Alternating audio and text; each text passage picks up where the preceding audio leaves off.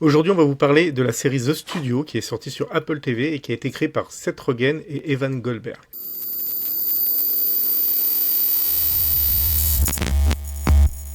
The Studio offre une satire mordante de l'industrie cinématographique en suivant Matt Remick, fraîchement nommé à la tête des Continental Studios. Désireux de redonner du prestige au studio tout en naviguant dans un environnement en constante évolution, Matt doit jongler entre les exigences corporatives et ses ambitions créatives.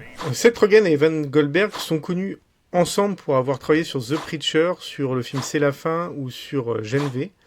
Seth Rogen est une carrière un peu plus grande que celle d'Evan Green.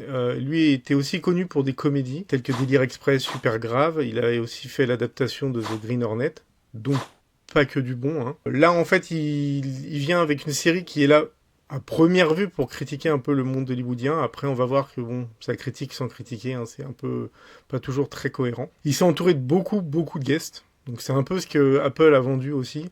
C'est une série où vous allez retrouver plein de visages que vous connaissez. C'est plus ou moins intéressant. Là, dans les 3 premiers épisodes, on a Martin Scorsese, Charlize Theron, on a Ron Howard, on a Paul Dano. Et Bryan Cranston. Exactement.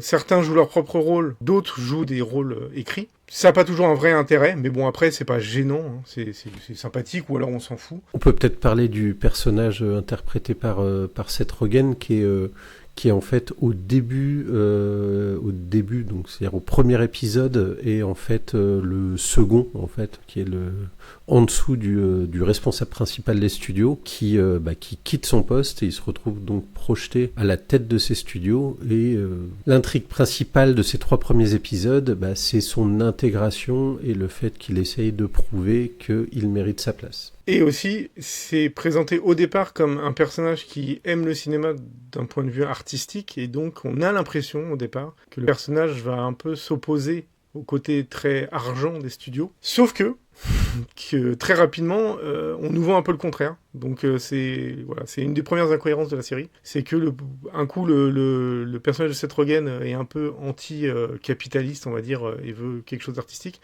Et finalement, après, il se retrouve à critiquer des réalisateurs qui essayent de mettre un peu d'eux dans leur film, de choses personnelles. Donc en fait, voilà, le personnage est pas très carré, en fait. Moi, en tout cas, c'est l'impression que j'ai eue, j'ai trouvé que c'était pas très carré. Après, on peut parler de Seth Rogen lui-même. Alors, personnellement, j'ai jamais aimé Seth Rogen, et principalement en tant qu'acteur. Et je trouve qu'il est toujours aussi mauvais. Et qu'on retrouve toujours le même personnage que nous joue Seth Rogen. Et des fois, il y a une incohérence qu'on retrouve à l'image, où on a des acteurs qui jouent plutôt naturellement, et lui qui est en surjeu derrière à faire des grimaces, toujours les mêmes grimaces. Donc moi perso, je pense que c'est un des principaux points faibles de la série, c'est Seth Rogen en tant qu'acteur. Alors moi personnellement, je connaissais pas Seth Rogen, j'avais vu son nom au générique de plusieurs séries qu'il a dû produire ou réaliser. Alors je pense notamment, comme tu disais Greg, à Preacher, également dans The Boys. Je le connaissais juste comme un nom écrit sur des films ou des séries, et le personnage qu'il interprète est juste insupportable. Je trouve que les 3 épisodes pour moi ont été très difficiles, rien que par son jeu et le personnage qu'il interprète. Du coup, il faut savoir que la série est vraiment centrée sur son personnage. Après, il y a quelques personnages autour de lui qu'on voit régulièrement, mais il est quand même nettement mis en avant, sachant que c'est lui qui est scénariste, qui est créateur de la série. Bon, je pense qu'il s'est un peu donné le bon rôle aussi, hein. Il a dû écrire beaucoup autour de son personnage.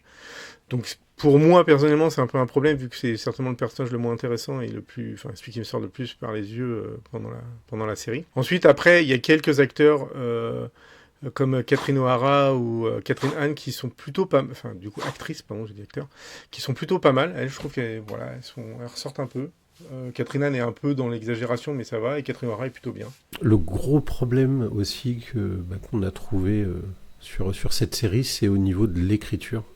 Et c'est vrai que pour les 3 premiers épisodes qu'on a vus, on a vraiment l'impression qu'un épisode égale un sujet, ou du moins un arc unique, qui est exploité et parfois même surexploité de façon un peu trop lourde pendant 30 minutes.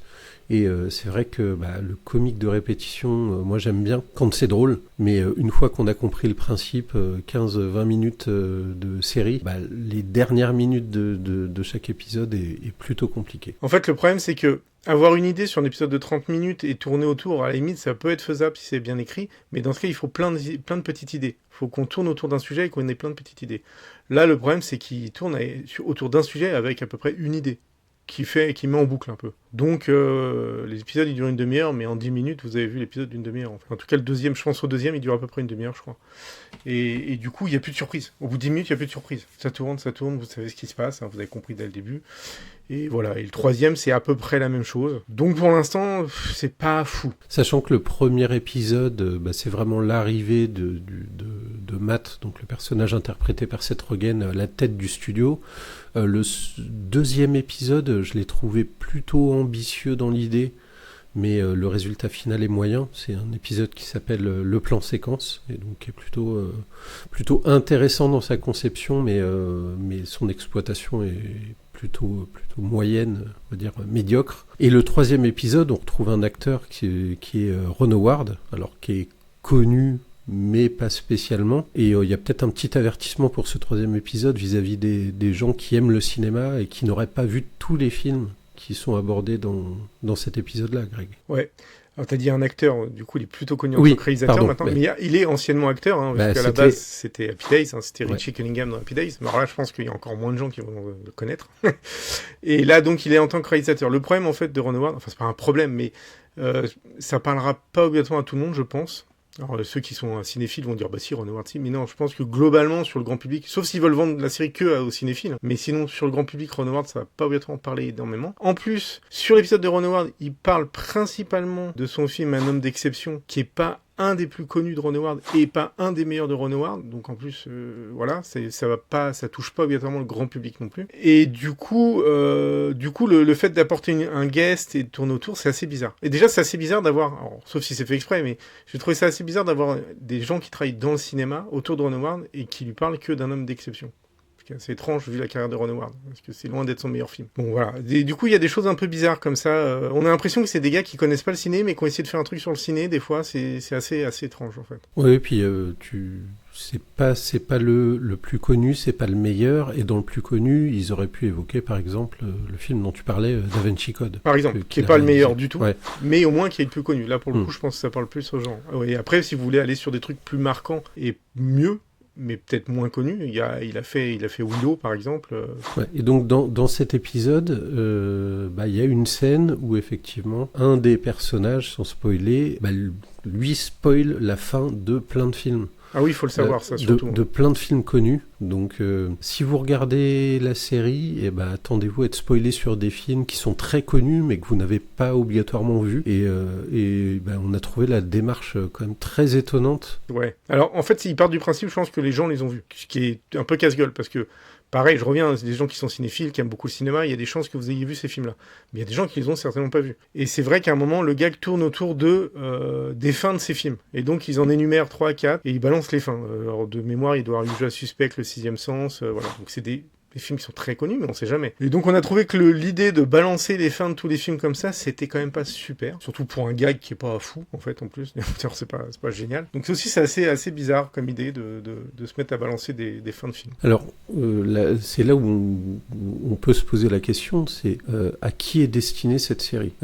Parce que, comme tu le disais, les cinéphiles purs et durs risquent d'être rebutés par le fait que le personnage de Seth Rogen, au début, on a l'impression qu'il aime vraiment le cinéma en tant qu'art. Et puis rapidement, on se rend compte que il s'en fout un peu et donc il préfère le profit. Est-ce que ce sont des cinéphiles de type consommateurs qui sont la niche de cette série ou des cinéphages, du coup. Des cinéphages. Plus que des cinéphiles. Ouais.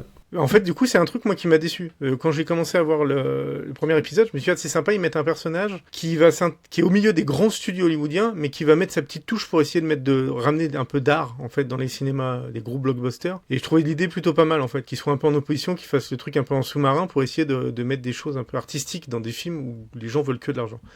Et en fait, au bout de 3 épisodes, c'est fini. En fait, au bout de 3 épisodes, on nous casse le truc, il est exactement comme les autres.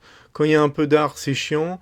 Et du coup, le discours devient pratiquement le contraire. Donc le personnage n'est pas celui qu'on nous a présenté au début. Donc déjà, moi, il y avait une petite déception parce que je trouvais l'idée de base plutôt pas mal, en fait. Ouais, je pense que ça plaira aux cinéphages de Twitter. Je pense. Ceux qui découvrent les grands réalisateurs. Mais comme je te disais, des cinéphages de Twitter qui, à mon avis, ont plus de 30 ans. Parce qu'on va pas se mentir, mais Martin Scorsese, bon, on l'a dit, est quand même encore connu, même des plus jeunes, mais voilà, c'est pas non plus... attention, c'est un très grand réalisateur, je critique pas. Mais par rapport aux gens, la vision que les gens ont de lui, ils vont plus s'intéresser aux jeunes. On a Steve Buscemi, pareil, je pense que les jeunes cinéphages... Steve Buscemi, ça leur passe au-dessus. Ouais, mais il faut qu'ils regardent Boardwalk Empire. Voilà, je savais que tu le placerais. Ron Howard, je pense que ça leur passe au-dessus. Donc c'est assez bizarre. Si vous allez vraiment sur des cinéphiles un peu plus vieux, bah c'est pas aussi intéressant que ça en fait. Sauf, c'est une grosse prod, c'est de la grosse machine hollywoodienne en fait. Donc on sait pas trop. On sait pas trop où ils essaient de se placer. Et j'ai peur que plutôt que de toucher personne, ils déçoivent un peu tout le monde en fait. C'est un peu le risque. C'est possible.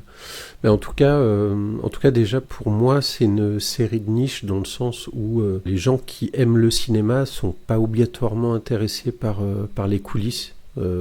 Notamment au niveau de la production de films, et puis ils risquent d'être un peu déçus. Et si on compare avec par exemple Sévrance, qui quant à lui a une thématique qui est beaucoup plus universelle, à savoir le monde du salariat, les employés, là The Studio est vraiment très éloigné un peu des préoccupations des gens qui regardent des séries. Ouais, en fait, du coup, je trouve que ça ressemble un peu à ce que fait en général Seth Rogen dans ses comédies. C'est un peu mou dans le sens où c'est plein de petits gags pas très drôles et ça mène pas grand chose sur une histoire un peu plate. C'est pas fou, quoi. C'est un peu l'impression que j'ai quand je vois des films de Seth Rogen. Je trouve ça pas très intéressant. Pas obligatoirement nul, mais bon, c'est assez plat. Dans ce qui est nul, je reviens dessus, c'est lui qui joue très très mal. Mais sinon, après, voilà, ça tourne un peu à vide, je trouve. Voilà. Comme on disait, les épisodes, il y a une idée, il y a un gag, on le fait tourner une demi-heure. C'est pas dingue, quoi. Alors, quand on regarde la réception, je suis en train de regarder les chiffres de la réception. Je crois qu'elle est bonne. Hein. Ouais, Rotten Tomatoes, 98%. Ça veut rien dire. IMDB, là, c'est là où on voit qu'il y a quand même quelque chose qui va pas, 5,8. Ah bah là on est déjà plus, c'est déjà plus logique. Avec des avis polarisés. Certains adorent tandis que d'autres détestent. Et après un festival de films qu'il a considéré comme la meilleure nouvelle comédie de 2025. C'est un peu lourdingue quoi. Après il y a un problème et je pense que les classements comme ça faut même plus les regarder parce qu'en fait on est sur une génération où les gens toutes les 2 semaines ils ont vu un chef-d'œuvre de fou. Ouais. C'est insupportable. Tu peux plus savoir si quelque chose est bien dès qu'il y a un truc qui sort c'est oh putain je me suis pris une claque. Et tout. C'est une masterclass. C'est une masterclass et tout. Mais putain faut arrêter. Par exemple là, je reviens dessus mais l'année dernière on a eu une année de cinéma assez faible. Mais si tu regardes les gens, mais ils étaient tous à donf sur tous les films. Ils ont eu une année de chef-d'œuvre qu'ils auront oublié dans 2 ans, hein, parce que c'était des films assez moyens globalement. Mais c'est insupportable, quoi. Donc du coup, 98% sur Rotten Tomatoes, ouais. C'est absurde. C'est absurde. Je pense que même les gens qui sont honnêtes et qui aiment la série, ils peuvent dire que 98%, c'est quand même ouf. C'est abusé. Ouais, moi je le considérerais comme médiocre, c'est-à-dire elle est vraiment dans la moyenne. Oui, c'est pas affreux, hein. C'est pas affreux. Ouais. Apple a fait beaucoup mieux. Je pense que l'idée était bonne, mais on n'en a pas parlé et je pense que c'est indispensable d'en parler. Si vous voulez regarder un peu une série sur le monde du cinéma, regardez la série Entourage qui est sortie dans les années 2000 sur HBO et qui doit être disponible sur des plateformes... Normalement, elle aurait dû être sur Max, mais je crois qu'elle y est toujours pas. D'accord. C'est HBO, donc elle devrait être sur Max, ils l'ont toujours pas mis. Donc, d'accord. Je sais pas où elle est disponible, mais essayez de la trouver. Et Entourage, c'est 100 fois mieux, pour le coup. Vraiment 100 fois mieux. Alors, regardez Entourage. Alors, il y a 8 saisons. Les dernières saisons sont beaucoup plus faibles. Mais regardez les 4-5 premières saisons. C'est une masterclass, comme disent les jeunes. Et avec une liste de guests qui est impressionnante, que ce soit dans le milieu du cinéma, des chanteurs, des artistes, etc. Vous verrez que The Studio a beaucoup de boulot avant de récupérer autant de guests et des guests aussi connus que ceux qui ont été présents dans la série Entourage. Avec la principale guest qui est Mark Wahlberg, puisqu'en fait Mark Wahlberg est producteur de Entourage. Et comme tu pars sur le petit conseil d'Entourage, dans le milieu du cinéma, au niveau cinéma, je vous conseillerais de regarder The Player de Altman, Robert Altman, qui est plutôt pas mal aussi et qui est un film des années 90, je crois. de mémoire, avec Tim Robbins. Voilà. Donc regardez The Player. The Player et Entourage, pour voir des trucs qui tournent autour du milieu du cinéma, du showbiz américain et tout ça. Sinon, plus légère, plus anglaise aussi, la série Extra de Ricky Gervais, dans lequel il y a des guests aussi dans chacun des épisodes, et non des moindres. Et surtout des guests qui sont, je pense, mieux utilisés. Oui. Notamment, je pense, un dont on entend parler très souvent, parce que c'est lui qui a produit Sévrance, c'est Ben Stiller, notamment, j'ai un souvenir dans un épisode. Et effectivement, c'est mieux utilisé, c'est Ricky Gervais, c'est une valeur sûre. Donc, Entourage, Extra et The Player. Voilà, au niveau film. Et pour information, dans Extra, vous retrouvez aussi Daniel Radcliffe, donc Harry Potter, et également, parce que je parlais de Willow tout à l'heure, donc voilà, Warwick Davis, qui donc joue Willow dans le film Willow de Ron Howard. Donc maintenant qu'on a fait cet aparté sur les films et séries qui traitent du cinéma, Greg, est-ce que tu as continué à regarder The Studio ? Je pense pas, parce que c'est pas mauvais, c'est pas bien. Et j'ai d'autres choses à voir, donc je pense que, à part si je rattrape un peu mon retard sur autre chose et que j'ai un moment de flottement, peut-être que je regarderai, mais sinon, en tout cas, ce sera pas du tout une de mes priorités. Pour ma part, ce sera la même chose, je pense que je vais m'arrêter là. Donc dans le jeu Stop ou Encore, moi je dis Stop, et éventuellement je regarderai peut-être un jour, notamment s'il y a d'autres saisons, et si j'entends que les critiques vont à l'encontre de ce qu'on a pu voir sur les 3 premiers épisodes, je regarderai peut-être. Du coup, dites-nous ce que vous en avez pensé, si vous l'avez vu. Mettez-nous un petit like, ça nous fera plaisir et c'est gratuit. Abonnez-vous pour avoir les prochaines vidéos qui vont arriver certainement assez rapidement, si on trouve un thème, parce que pour l'instant je crois qu'on n'a rien. Et puis du coup, on vous dit à bientôt. À bientôt, Vianney. Salut! Abonne-toi à la chaîne pour ne pas manquer les prochaines vidéos.